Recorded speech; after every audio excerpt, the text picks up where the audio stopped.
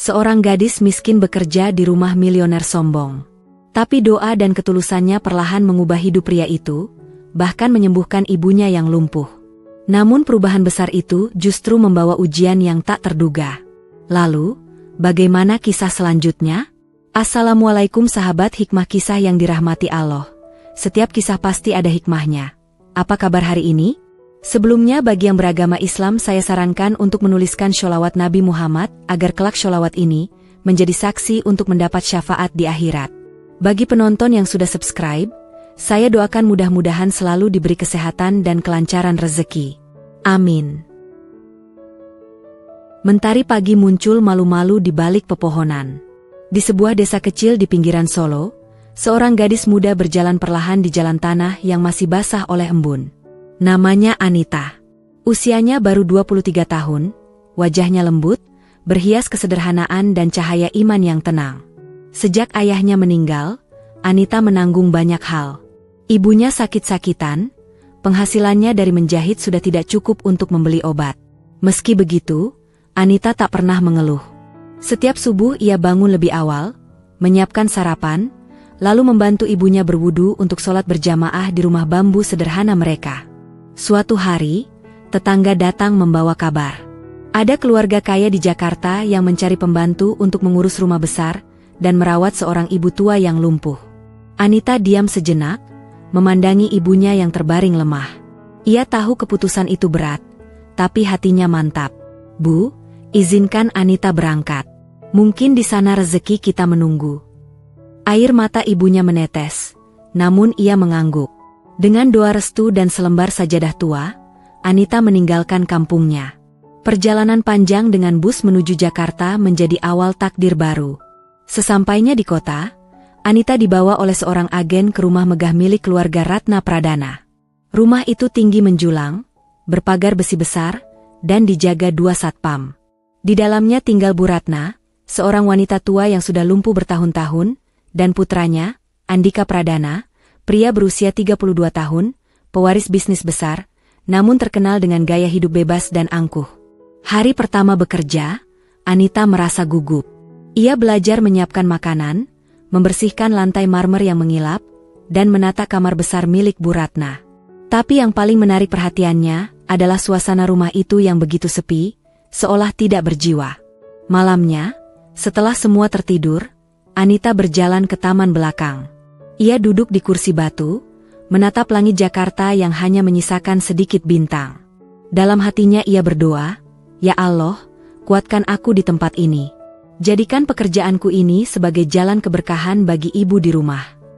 Dari balik jendela lantai 2, tanpa ia sadari, seseorang memperhatikan.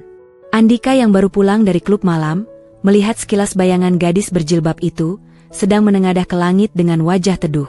Ada sesuatu yang aneh dalam hatinya. Ia tak tahu kenapa pandangan itu menenangkan sekaligus membuatnya gelisah. Hari berganti. Anita mulai akrab dengan Bu Ratna.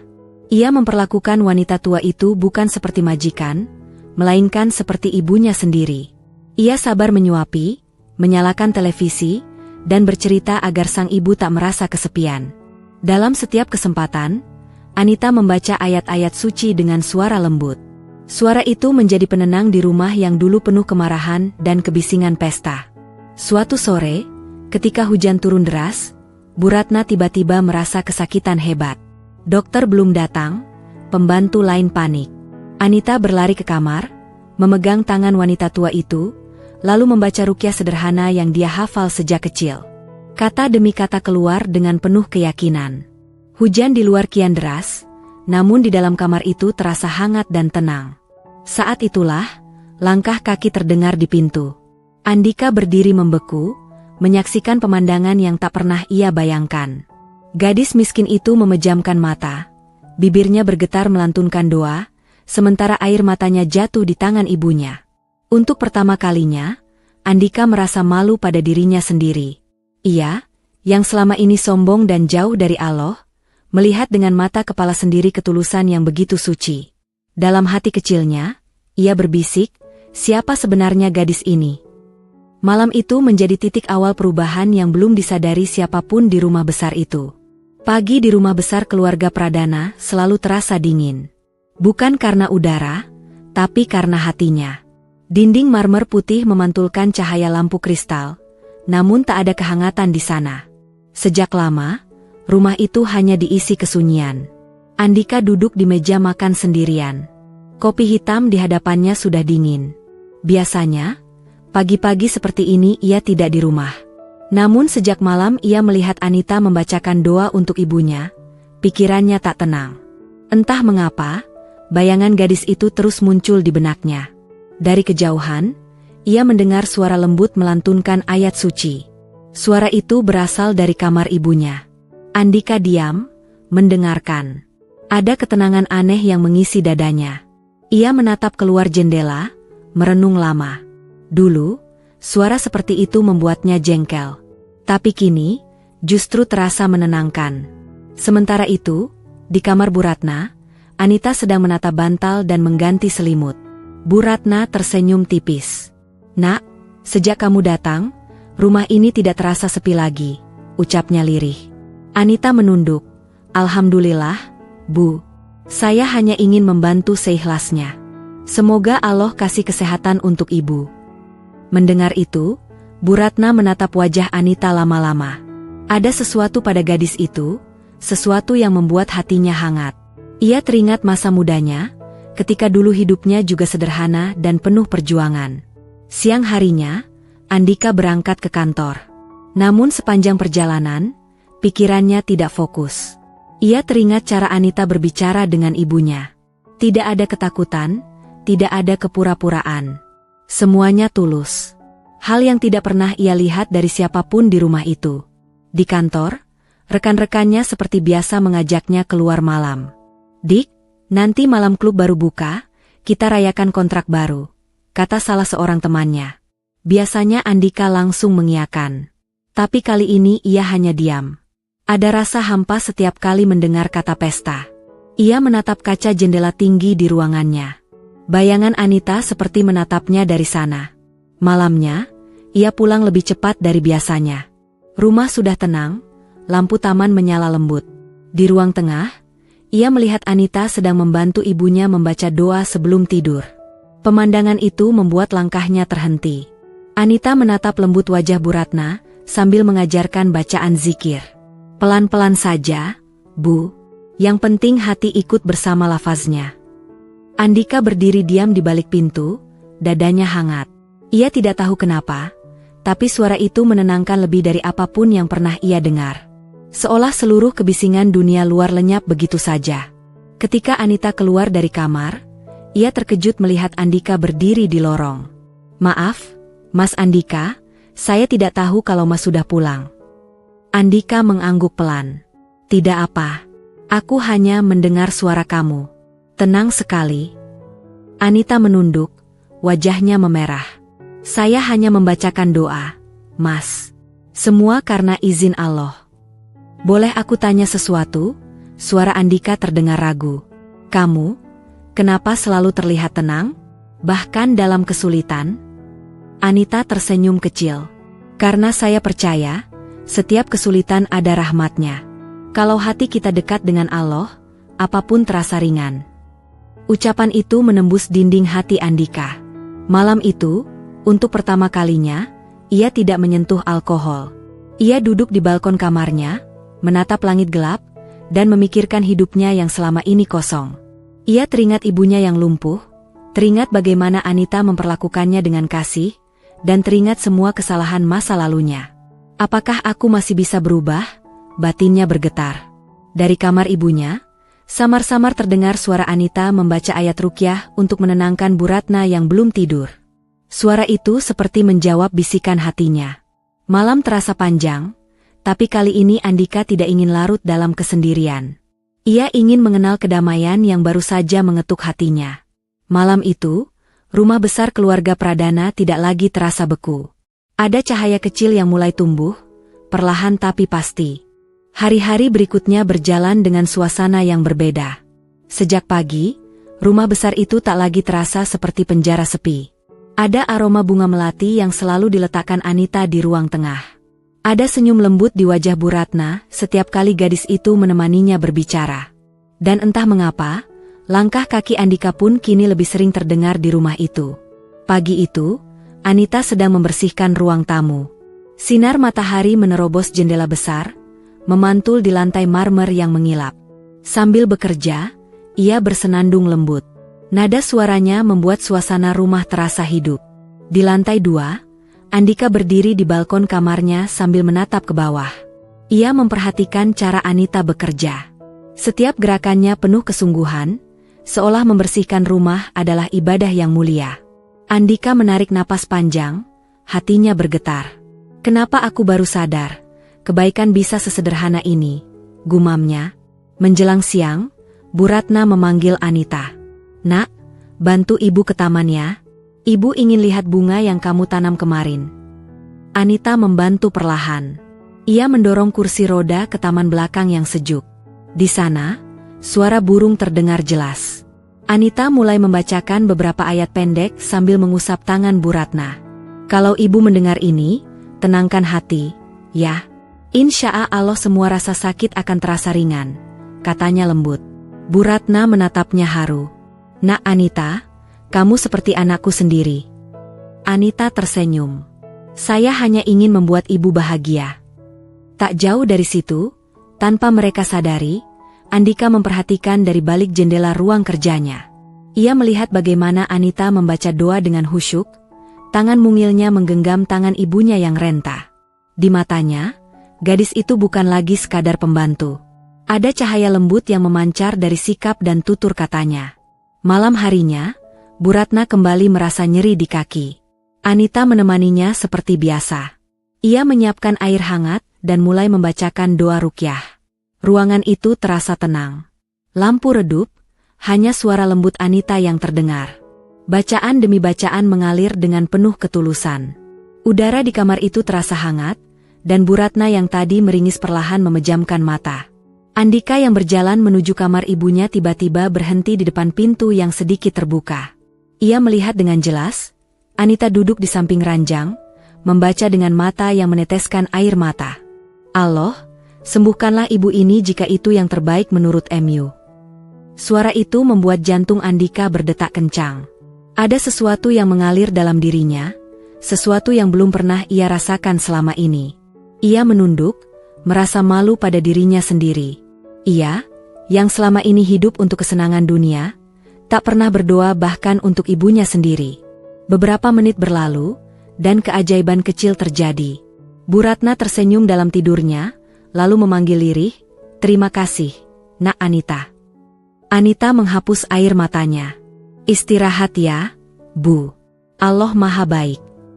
Ketika ia berdiri, langkahnya terhenti. Di depan pintu, Andika berdiri diam dengan wajah tak percaya. Anita menunduk sopan. "Maaf, Mas Andika. Saya tidak tahu kalau Mas di sana." Andika menatapnya dalam diam. "Tidak perlu minta maaf. Aku justru harus berterima kasih untuk semua yang kamu lakukan pada ibuku." Anita menatapnya sejenak, lalu menjawab pelan, "Saya hanya melakukan yang seharusnya, Mas." Andika menunduk, suaranya bergetar. "Kamu tidak tahu betapa banyak orang yang sudah menyerah pada ibu. Tapi kamu tetap sabar. Kamu berbeda, Anita." Gadis itu tak menjawab. Ia hanya tersenyum, lalu melangkah pergi. Namun di hati Andika, sesuatu mulai tumbuh. Rasa kagum yang perlahan berubah menjadi rasa ingin tahu. Malam itu, Andika duduk sendirian di ruang kerja. Di meja kerjanya, ia menatap bingkai foto lama dirinya bersama ibunya. "Aku sudah terlalu lama jadi orang asing di rumah ini," bisiknya. Dari kamar ibunya, samar terdengar suara Anita melantunkan doa penutup malam. Dan entah kenapa, setiap kali suara itu terdengar, Andika merasa dadanya lebih ringan, pikirannya lebih tenang. Untuk pertama kalinya dalam bertahun-tahun, ia mematikan ponselnya lebih awal, menutup laptop, dan memejamkan mata dengan perasaan damai. Malam itu, di rumah besar yang dulu dipenuhi kesombongan, ada doa yang menggetarkan langit. Dan di hati seorang milioner muda yang sombong, mulai tumbuh benih perubahan. Pagi itu, suasana rumah keluarga Pradana terasa berbeda. Sinar matahari masuk lewat jendela besar, memantul di lantai marmer yang mengilap. Udara terasa segar, tapi jantung Andika justru berdebar tak karuan. Ia berdiri di ujung tangga, memperhatikan Anita yang sedang menyiapkan sarapan untuk ibunya. Perempuan itu tampak sederhana, hanya mengenakan gamis abu-abu dan jilbab biru lembut. Namun dari caranya bergerak, dari wajahnya yang teduh, ada ketenangan yang tidak bisa dijelaskan. Setiap kali senyum itu muncul, Andika merasa dadanya sesak. Ia belum pernah merasakan hal seperti ini. "Mas Andika, mau sarapan?" Suara Anita lembut memecah lamunan. Andika terkejut. Iya. Terima kasih." Ia duduk di meja makan, memperhatikan Anita yang sedang menuangkan teh untuk ibunya. Tangannya gemetar sedikit, dan Andika memperhatikan dengan seksama setiap gerak kecil itu. Bu Ratna tersenyum. "Anita ini luar biasa, Nak. Ibu sudah lama tidak merasakan pagi yang tenang seperti ini." Andika mengangguk pelan. "Iya, Bu. Aku juga merasa rumah ini lebih hidup sekarang." Anita menatap keduanya dan tersenyum. "Saya senang kalau ibu dan mas betah. Semoga Allah memberkahi rumah ini dengan ketenangan." Kata-kata itu membuat Andika menunduk. Hatinya seperti disentuh sesuatu yang dalam. Ia menatap wajah gadis itu sekali lagi. Tatapan matanya yang jernih, seakan bisa menembus dinding kesombongan yang selama ini membungkus dirinya. Sejak hari itu, Andika mulai memperhatikan banyak hal kecil tentang Anita. Cara ia merapikan selimut ibunya, cara ia mengucapkan bismillah sebelum bekerja, bahkan cara ia tersenyum ketika menyapa tukang kebun. Semuanya begitu tulus, seolah hidupnya adalah ibadah yang tidak pernah berhenti. Sore hari, Andika sengaja pulang lebih cepat dari biasanya. Ia melewati ruang tengah dan menemukan Anita sedang membaca Al-Quran di samping Bu Ratna.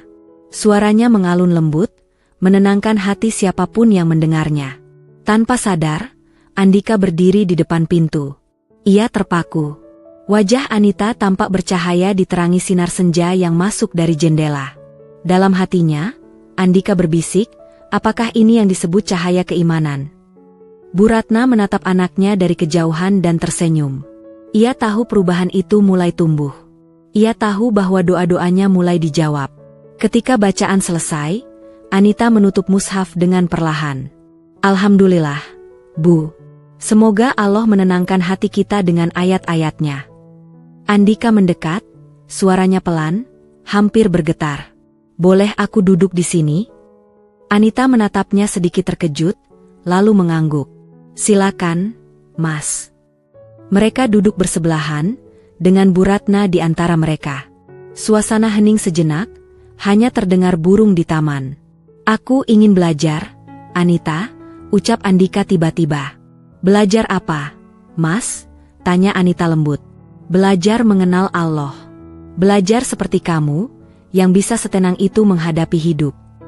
Anita menunduk, menahan haru. "Mas, semua orang bisa berubah kalau hatinya mau. Allah tidak pernah menutup pintu untuk siapapun." Kata-kata itu seperti hujan di tanah kering. Andika menatap gadis itu dengan mata yang bergetar. Ada rasa kagum, tapi juga takut. Kagum karena kebaikannya, takut karena hatinya mulai terikat pada sesuatu yang lebih dalam dari sekadar rasa suka. Malamnya, Andika duduk di kamarnya sambil memandangi foto lama dirinya bersama teman-teman klub malam. Semua terlihat hampa. Ia membuka laci dan menemukan sajadah tua milik almarhum ayahnya. Sajadah itu sudah lama tak tersentuh. Perlahan, ia membentangkannya di lantai. Ia tidak tahu apa yang harus dibaca, tapi ia mencoba sujud. Air matanya menetes tanpa suara. "Allah, aku ingin seperti dia. Aku ingin mengenal MU lagi." Di waktu yang sama, Anita juga sedang sujud di kamarnya yang kecil di lantai bawah. Dalam doanya ia berbisik, "Ya Allah, lembutkan hati majikanku. Jadikan ia pemimpin yang Engkau cintai." Dua doa naik bersamaan malam itu, dari dua hati yang berbeda, tapi menuju satu tujuan yang sama. Dan di langit, mungkin malaikat tersenyum melihat seorang milioner yang dulu jauh dari iman, kini mulai menundukkan kepalanya di hadapan Tuhannya. Hari-hari di rumah besar itu kini tak lagi sama. Andika mulai mengubah rutinitasnya. Ia tak lagi keluar malam, tak lagi menghabiskan waktu di tempat-tempat yang dulu membuatnya lupa diri. Kini, setiap subuh, ia bangun lebih awal. Kadang, ia hanya duduk di ruang tamu, mendengar suara Anita membaca doa bersama Bu Ratna. Suara itu menjadi musik paling menenangkan dalam hidupnya. Ia tidak mengerti semua maknanya, tapi setiap kali mendengarnya, hatinya terasa hangat, seperti disentuh oleh cahaya lembut yang lama hilang. Pagi itu, ketika Anita keluar membawa segelas air untuk ibunya, ia terkejut melihat Andika duduk di ruang tamu mengenakan pakaian santai, wajahnya terlihat lebih tenang dari biasanya. "Mas Andika belum berangkat?" tanya Anita pelan. Andika tersenyum kecil. "Belum. Aku mau nanya sesuatu." Anita berhenti sejenak. "Apa itu, Mas?" "Kalau seseorang sudah terlalu lama hidup jauh dari Allah, masih bisakah dia kembali?" Anita menatapnya dalam diam, lalu berkata lembut, "Selama jantungnya masih berdetak, selama lidahnya masih bisa menyebut nama Allah, maka pintunya tak pernah tertutup." Kata-kata itu membuat Andika menunduk. Ada air yang menggenang di matanya. Ia mengangguk pelan. "Terima kasih. Aku mau mencoba mulai dari sekarang." Hari itu menjadi awal perjalanan baru bagi Andika. Ia mulai belajar sholat, meski sering lupa gerakannya. Ia belajar membaca doa sederhana dari buku kecil yang diberikan Anita. Dan setiap kali ia salah membaca, Anita dengan sabar membetulkannya. "Tidak apa, Mas," katanya lembut. "Yang penting hatinya hadir. Allah lebih melihat niat daripada hasil." Setiap kalimat Anita seperti obat yang menenangkan luka-luka lama di hati Andika. Ia yang dulu keras kepala, kini lebih sering diam dan merenung. Ia mulai sering menemani ibunya makan, bahkan menolak undangan dari teman-teman lamanya yang masih hidup bebas. Malam itu, salah satu temannya menelepon. "Bro, lo kemana aja sih? Udah sebulan gak nongol. Ayolah, kita party dikit. Hidup cuma sekali." Andika menatap ponselnya lama, lalu menjawab dengan suara mantap, "Kalian benar. Hidup cuma sekali. Justru karena itu, aku gak mau menyia-nyiakannya lagi." Ia menutup telepon, lalu tersenyum kecil. Di luar kamar, Anita yang sedang membawa air hangat untuk ibunya tanpa sengaja mendengar percakapan itu. Senyumnya merekah. Ia tahu, perubahan itu nyata. Keesokan harinya, Andika memutuskan ikut membantu Anita di taman belakang. Ia memegang cangkul, masih kaku dan canggung. "Aku gak pernah nanam bunga," katanya sambil tertawa kecil. Anita ikut tersenyum. "Bunga ini butuh sabar, Mas. Sama seperti hati manusia. Kalau disiram dengan kebaikan setiap hari, lama-lama tumbuh juga." Andika menatap wajahnya sebentar, lalu berkata lirih, "Kamu selalu punya cara bicara yang bikin tenang, Anita." Gadis itu menunduk, pipinya memerah. "Saya hanya mengingatkan, Mas. Semua berasal dari Allah." Hari-hari berikutnya, Andika semakin sering berinteraksi dengan Anita. Ia mulai memahami arti kerja keras, arti sabar, dan arti berbuat baik tanpa pamrih. Bahkan, ia meminta izin kepada ibunya untuk mendirikan musola kecil di taman belakang rumah. Ketika musola itu jadi, Andika meminta Anita menuliskan lafaz basmalah di bagian atas pintu. Tulisan tangan Anita rapi, dan Andika menatapnya lama. "Terima kasih," katanya pelan. Anita hanya tersenyum. "Semoga setiap yang masuk ke tempat ini membawa niat baik, Mas." Sejak saat itu, setiap sore Andika menghabiskan waktu di musola kecil itu. Kadang bersama ibunya, kadang hanya duduk sendiri, belajar mengenal Tuhannya lagi. Dan setiap kali matahari tenggelam di ufuk barat, Anita selalu memandang dari kejauhan.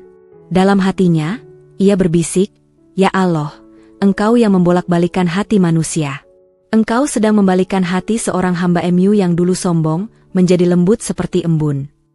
Namun Anita tak tahu, di waktu yang sama, Andika sering memandangi bayangan dirinya di air wudhu, lalu berbisik, "Dan Engkau mengirimkan seorang gadis miskin untuk menyelamatkan hidupku." Malam itu, cahaya di hati seorang milioner makin terang.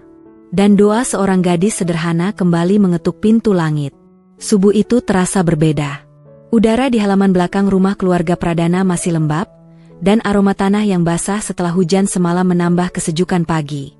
Dari dalam rumah terdengar suara azan berkumandang lembut dari musola kecil yang baru dibangun.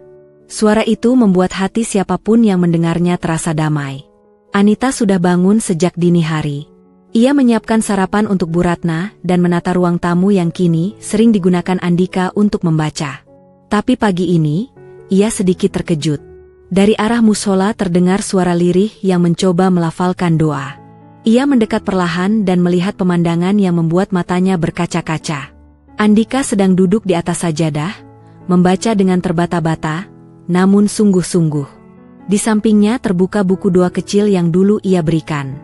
Wajah pria itu tampak lelah, tapi ada ketenangan yang tak pernah terlihat sebelumnya.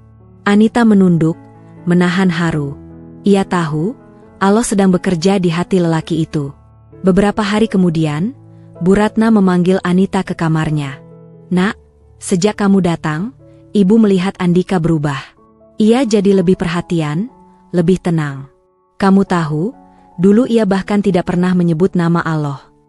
Anita tersenyum lembut. "Semua karena kehendak Allah, Bu. Saya hanya menanam sedikit kebaikan. Yang menumbuhkan tetap Dia." Sore itu, Andika pulang dari kantor dengan wajah lelah. Tapi kali ini bukan karena pekerjaan, melainkan karena hatinya sedang bergejolak. Ia baru saja menolak ajakan rekan bisnisnya untuk minum-minum. Ia ingin pulang cepat, ingin berbicara dengan Anita tentang banyak hal yang mengganggu pikirannya. Di teras rumah, ia melihat Anita sedang menyapu dedaunan.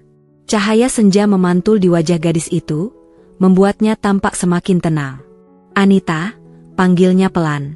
Anita menoleh, "Iya, Mas Andika." Andika berjalan mendekat, memegang sapu bambu yang ada di tangan Anita. "Boleh aku bantu?" Anita terkejut.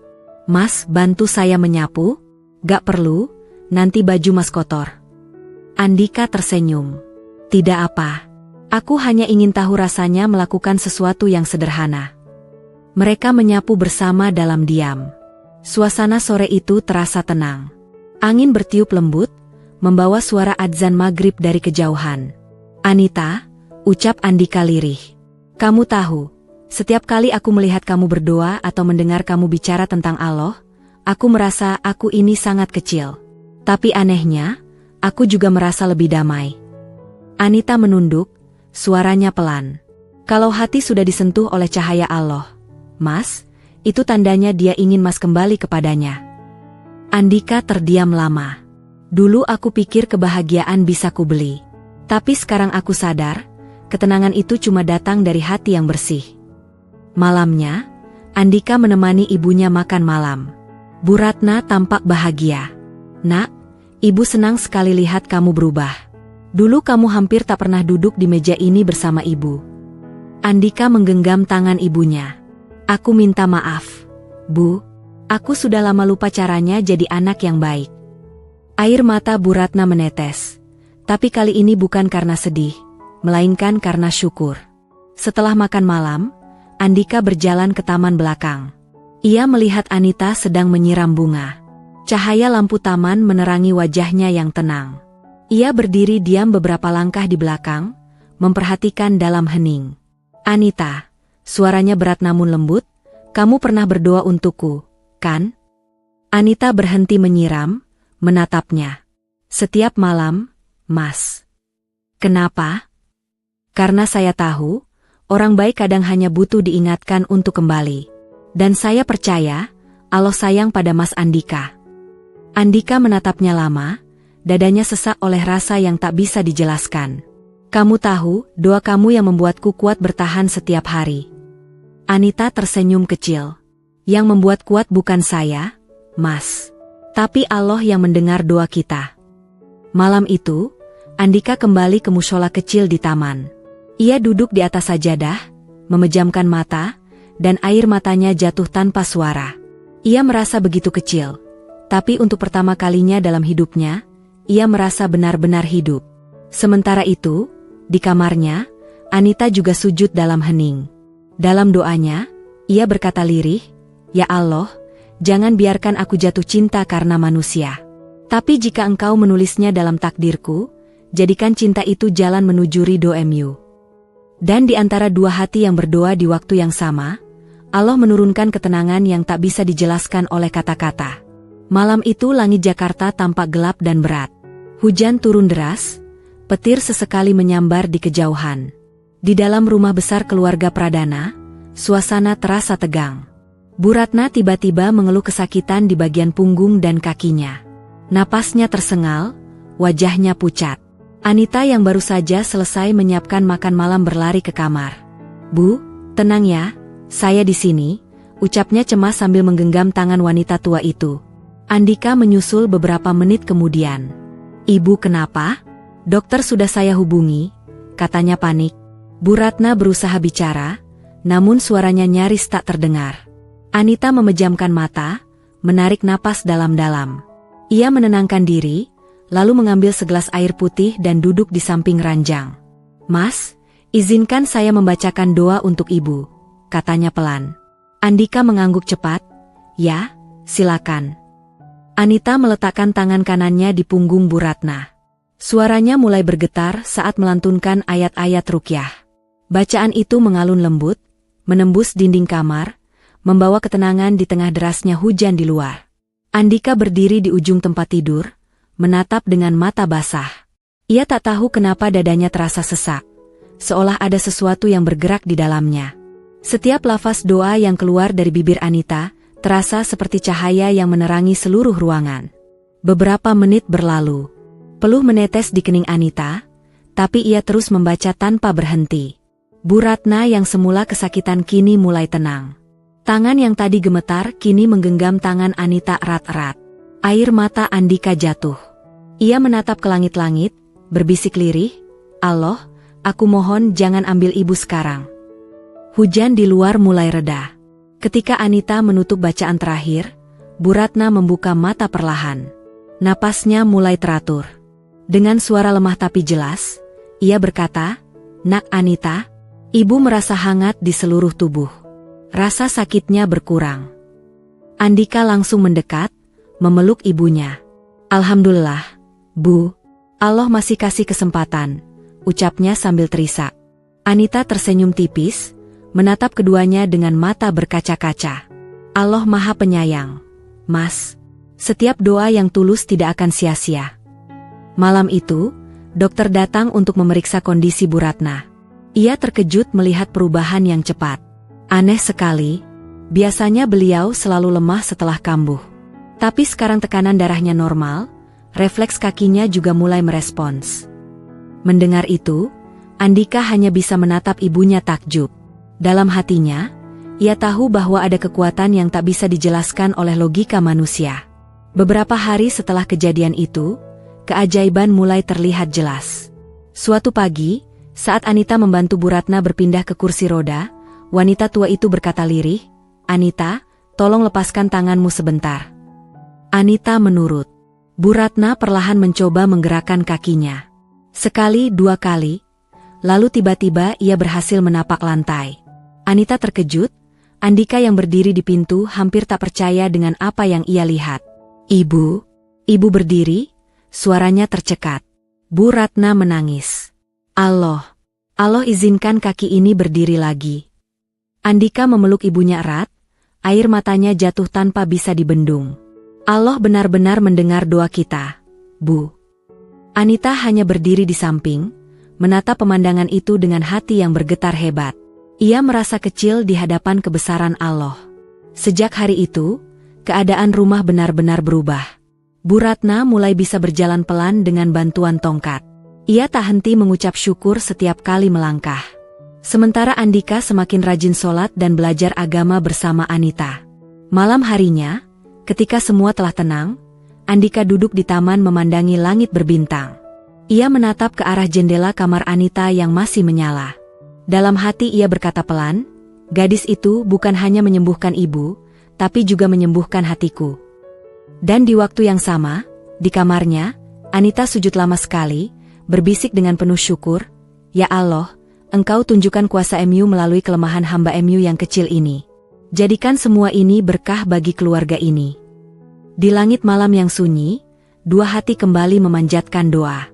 Dua jiwa yang tak pernah saling meminta apapun, tapi dipertemukan dalam jalan takdir yang penuh cahaya.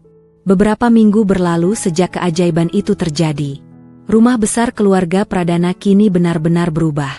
Tidak ada lagi dentuman musik dari pesta malam, tidak ada lagi tawa kosong yang dulu memenuhi ruang tamu. Yang terdengar kini hanyalah suara lantunan doa, bacaan ayat suci, dan tawa lembut Bu Ratna yang sudah mulai bisa berjalan perlahan. Andika semakin tekun belajar. Setiap sore ia duduk bersama Anita di taman kecil belakang rumah, belajar membaca ayat-ayat pendek. Anita membimbing dengan sabar, suaranya lembut seperti angin sore yang menyejukkan. Namun di balik semua kebahagiaan itu, datanglah ujian yang tak terduga. Suatu pagi, saat mereka sedang sarapan bersama, seorang tamu datang ke rumah. Seorang wanita muda berparas cantik, berpakaian mewah, turun dari mobil hitam yang berhenti di halaman depan. Andika tampak terkejut. "Laras?" gumamnya pelan. Wanita itu tersenyum ramah. "Sudah lama sekali, Dik. Ibu sehat?" katanya sambil menyalami Bu Ratna dengan sopan. Bu Ratna membalas senyum tipis. "Alhamdulillah, Ibu sehat, Nak Laras. Apa kabar ayahmu?" Laras duduk, lalu melirik sekilas ke arah Anita yang sedang berdiri di belakang, membawa teh hangat. Tatapan matanya berubah dingin. Beberapa menit kemudian, Bu Ratna memanggil Anita keluar kamar. "Nak, kamu bantu ke dapur sebentar, ya? Ibu mau bicara berdua dulu dengan Laras." Anita mengangguk dan melangkah keluar. Tapi di lorong, ia sempat mendengar percakapan lembut di dalam kamar itu. "Laras datang ke sini atas permintaan ayahmu," kata Bu Ratna perlahan. "Dia masih ingin menjodohkan kamu dengan Andika. Dulu rencana ini belum sempat terlaksana." Andika menatap ibunya. "Bu, kita sudah pernah bahas ini. Aku belum siap." Namun Bu Ratna menatap anaknya dalam diam. "Nak, ibu hanya ingin kamu bahagia. Laras gadis baik, terpelajar, dan keluarganya dekat dengan kita." Laras tersenyum lembut. "Aku tidak memaksa, Dik. Tapi aku masih ingat janji ayahmu pada ayahku dulu." Andika tak menjawab. Ia menunduk. Ada rasa sesak di dadanya, entah karena kebingungan, atau karena sosok seseorang yang sedang berdiri di dapur dengan wajah sederhana yang kini tiba-tiba terasa begitu berharga. Hari-hari setelah itu menjadi aneh. Laras mulai sering datang ke rumah, membawa makanan dan hadiah untuk Bu Ratna. Setiap kali datang, ia selalu berpakaian rapi dan berbicara dengan sopan. Tapi ada sesuatu di balik senyumannya yang membuat Anita merasa tidak nyaman. Suatu sore, saat Anita sedang menyapu taman, Laras menghampirinya. "Kamu Anita, ya? Pembantunya Bu Ratna?" Anita tersenyum ramah. "Iya, benar, Mbak." Laras menatapnya dari ujung kepala sampai kaki. "Kamu hebat juga, ya? Seorang pembantu bisa membuat keluarga ini berubah. Tapi jangan lupa tempatmu, ya?" Anita menunduk sopan. "Saya hanya melakukan tugas saya, Mbak." Laras mendengus kecil, lalu berbalik. Tapi dari jendela lantai 2, Andika melihat semuanya. Wajahnya menegang. Malamnya, setelah Laras pulang, Andika memanggil Anita di taman belakang. "Aku minta maaf kalau tadi Laras bicara yang tidak sopan." Anita tersenyum. "Tidak apa, Mas. Saya sudah biasa menghadapi orang yang menilai dari luar. Yang penting Allah tahu isi hati kita." Andika menatapnya lama. "Anita, kalau suatu hari aku dijodohkan dengan orang lain, kamu akan pergi dari sini." Anita terdiam. Angin malam bertiup lembut, menggoyangkan dedaunan di sekitar mereka. "Kalau itu yang terbaik untuk Mas dan keluarga ini, saya akan pergi. Karena cinta sejati bukan tentang memiliki, tapi tentang mendoakan yang kita sayangi agar tetap di jalan yang benar." Kata-kata itu membuat Andika menunduk dalam-dalam. Ia tidak bisa berkata apa-apa. Malam itu, setelah semua tidur, Andika berdiri di depan mushola kecil di taman. Ia menatap ke langit dan berkata pelan, "Ya Allah, jika Engkau takdirkan aku untuk Laras, kuatkan hatiku. Tapi jika Engkau takdirkan aku untuk seseorang yang mengajarkanku mengenal MU, maka jagalah dia untukku, meski kami tak bersama." Sementara itu, di kamarnya, Anita menangis dalam diam. Di antara air matanya, ia berdoa, "Ya Allah, Jangan biarkan hatiku mencintai tanpa izin Mu. Jika perasaan ini salah, hapuslah perlahan. Tapi jika engkau yang menanamkannya, maka peliharalah dengan cara yang engkau ridha. Malam itu terasa panjang. Di rumah besar yang kini penuh cahaya, ada dua hati yang berjuang dalam ujian yang tak terlihat. Ujian tentang cinta, keikhlasan, dan takdir yang belum terungkap.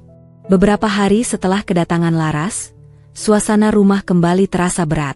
Senyum Andika tidak selebar biasanya, Anita lebih sering diam, dan Bu Ratna tampak gelisah.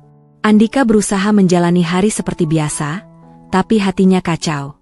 Ia tahu ibunya berharap ia menerima perjodohan itu, namun bayangan Anita selalu datang setiap kali ia menutup mata. Suatu sore, ketika matahari hampir tenggelam, Andika memutuskan berbicara dengan ibunya di taman belakang. "Bu," ucapnya hati-hati, "kalau kebahagiaan ibu tergantung dari pernikahan itu, aku akan menurut. Tapi aku tidak ingin menikah tanpa cinta dan tanpa restu Allah." Bu Ratna terdiam. Ia menatap anaknya yang kini jauh lebih dewasa dari sebelumnya. "Nak, ibu hanya ingin kamu hidup tenang. Tapi kalau hatimu sudah memilih jalan lain, ibu tak akan memaksakan." Andika menunduk. "Aku memang berubah, Bu. Tapi perubahan ini karena seseorang. Seorang gadis miskin yang mengajarkanku arti doa dan kesabaran." Air mata Bu Ratna jatuh. Ia tahu siapa yang dimaksud. Ia menggenggam tangan anaknya. "Kalau begitu, jangan lepaskan dia kalau Allah sudah menunjukkannya padamu." Beberapa jam kemudian, Laras datang kembali, membawa makanan untuk Bu Ratna. Namun kali ini, Andika sudah menunggunya di ruang tamu. Ia berbicara tegas tapi sopan. "Laras, aku menghargai kebaikanmu, tapi aku tak bisa melanjutkan perjodohan ini. Aku sudah memilih jalan hidupku sendiri." Wajah Laras berubah dingin. "Jadi, semua ini karena pembantu itu?" Andika menatapnya dalam. "Karena Allah, Laras. Melalui dia, aku belajar kembali mengenal Tuhanku." Tanpa menunggu jawaban, Laras pergi dengan langkah cepat. Malamnya, Bu Ratna memanggil Anita. "Nak Anita, ibu punya permintaan terakhir untukmu." Anita mendekat. "Apa itu, Bu?" Bu Ratna menatapnya dengan mata penuh kasih. "Temani Andika sampai akhir hidup ibu. Aku ingin kau jadi bagian dari keluarga ini." Anita menahan air mata. "Bu, saya tidak pantas." "Justru karena kerendahan hatimu, kau pantas." Ketika Andika masuk ke kamar, Bu Ratna memegang tangan keduanya dan berkata pelan, "Jika Allah mengizinkan, jadikan rumah ini rumah yang penuh doa, bukan sekadar kemewahan." Dan malam itu, di antara haru dan rasa syukur, Andika berjanji pada ibunya untuk menjaga Anita bukan hanya sebagai pembantu, tapi sebagai wanita yang akan menuntunnya di jalan yang benar. Beberapa bulan setelah peristiwa itu, rumah besar keluarga Pradana berubah sepenuhnya. Tidak ada lagi kesombongan, tidak ada lagi kesepian. Bu Ratna kini bisa berjalan perlahan tanpa kursi roda, dan senyumnya tak pernah lepas setiap kali melihat putranya sholat di mushola kecil belakang rumah. Hari itu, suasana rumah terasa hangat. Di ruang tamu, beberapa kerabat dekat berkumpul sederhana. Tidak ada pesta besar, tidak ada kemewahan, hanya doa dan kebahagiaan yang tulus. Andika berdiri di samping Bu Ratna, mengenakan pakaian putih sederhana, sementara Anita duduk di depan, menunduk dengan mata berkaca-kaca. Ketika penghulu memulai akad, suara Andika bergetar tapi tegas. "Saya terima nikahnya Anita binti Sarman dengan mas kawin seperangkat alat sholat, dibayar tunai." Air mata jatuh di pipi Anita. Semua yang hadir menahan haru. Bu Ratna memeluk menantunya dengan penuh kasih. "Nak, sekarang kamu bukan pembantu di rumah ini. Kamu bagian dari keluarga kami." Anita memeluknya erat. "Terima kasih, Bu. Semua ini karena rahmat Allah." Andika menatap istrinya dengan senyum lembut. "Dulu aku hidup tanpa arah. Tapi Allah mengirimmu untuk menuntunku pulang." Anita menjawab pelan, "Dan aku hanya ingin jadi alasanmu untuk selalu mengingatnya." Mereka berdua lalu melangkah bersama ke mushola kecil yang dulu mereka bangun. Di sanalah mereka sujud berdampingan, bersyukur atas kisah panjang yang kini berakhir indah. Di luar, angin sore bertiup lembut, membawa aroma bunga melati yang dulu Anita tanam di taman belakang. Cahaya senja jatuh hangat di wajah mereka. Rumah besar itu kini benar-benar hidup, bukan dengan kemewahan, tapi dengan cahaya cinta dan doa yang tulus.